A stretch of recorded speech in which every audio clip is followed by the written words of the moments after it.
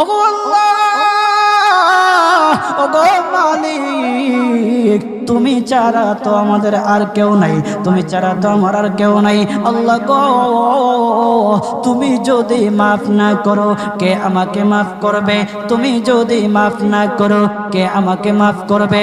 তুমি যদি আমাকে মাফ করো তাহলে তোমার কোনো দিকে কমবে না, তুমি যদি আমাকে মাফ না করো তোমার কোনো দিকে বাড়বে না।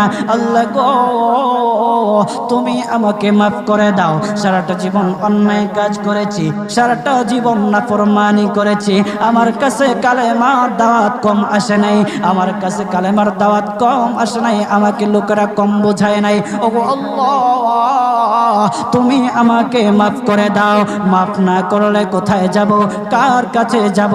বাবা যখন মারে তখন মার কাছে আশ্রয় নেওয়া যায়, মা যখন প্রহার করে তখন বাবার কাছে